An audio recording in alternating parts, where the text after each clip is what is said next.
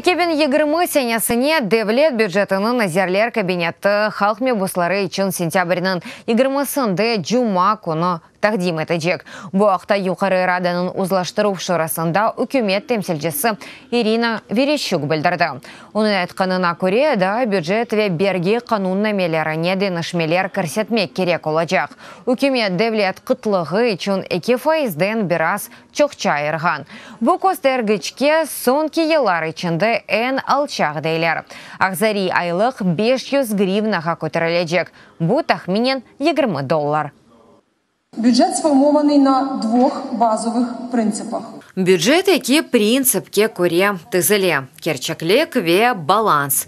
Приоритетлер мудафа қабілетінің пекетілігі, тибиет исляты, тасил исляты, күчік ве орта бизнесінің дестегі. Шон үшін мебусларға семерелі ішке азырланмаға давет етем. Кереклі чалышып вақтында бұл бюджетні қабул етмек керекміз.